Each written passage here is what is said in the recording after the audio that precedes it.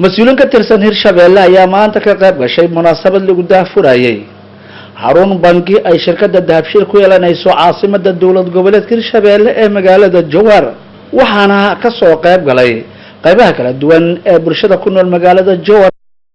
ugu horeyn waxaa munaasabada ka hadlay axmed xasan oo ah maamulaha shirkadda dahabshiil ee gobolka shabeellaha dhexe, cismaan sheekh axmed madaxa horumarinta bangiga dahabshiil koonfurta bartamaha Soomaaliya. sidoo kale waxaa munaasabada ka hadlay cismaan cali cabdi xalane oo ah maamulaha bangiga dahabshiil koonfurta bartamaha Soomaaliya. waxayna ka hadleen dhammaantood muhiimadda bangigani uu u leeyahay shacabka ku nool hirshabeelle. laakiin kambani soo jiray muddo dheer oo banki wada oo maalgelin wada oo wax ila yeelo wada, anigu waxaan leeyahay inay fursado kasii weyn ay meeshaan ka muuqdaan. waxaan leeyahay reer jowharow ka faa'iidaysta, ka qayb qaata, wax la yeesha, maalgelinna ka qaata. waxaan u taagannahay win win waxa la yidhaha oo ah aan guulaysano adinkuna guulaysta. waxaan rajaynayaa insha allahu tacaala furitaanka xafladda maanta aan u joogno iyadoo odayaashii bangiga madaxda bangigu joogaan iga dambeyn doonaan. waxaan jowhar u soo aadnay kelmaddii aad suuqa geliseen oo hore ahayd, rabnaa inaan ka qayb qaadano maahmaahii caanka ahayd ee ahayd adduun jowhar ka joog, saasa ma ahayn aakhirana janno. marka adduun jowhar ka joog aan ka qayb qaadanaan rabnaa. aad iyo aad mahadsantihiin. maalgelinta bangigu bixiyo waa islaamig, waa shareecada islaamka ay waafaqsan tahay.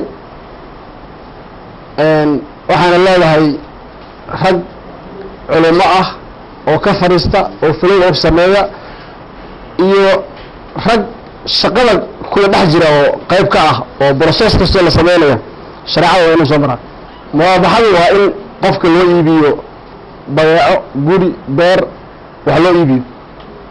mushaaraka waa shirko, waa in la shirkoobo oo project lagu shirkoobo.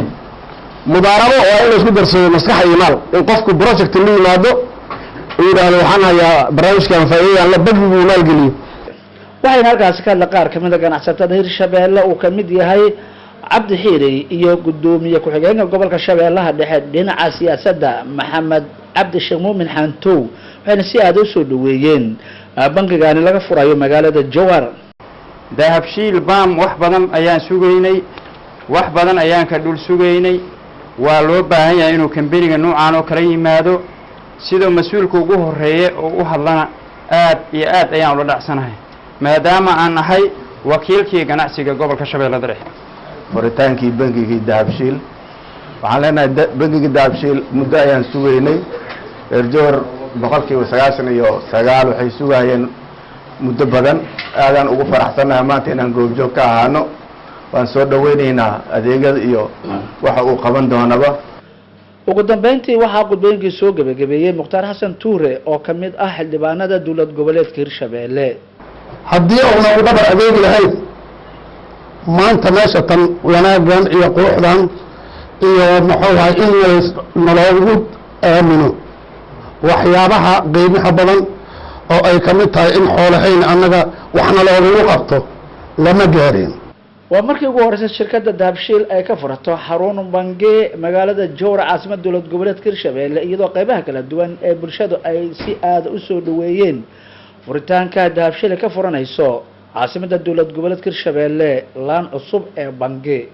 abubakar maxamed bacadle, warbaahinta qaranka, caasimada dowlad goboleedka hirshabeelle, magaalada jowhar.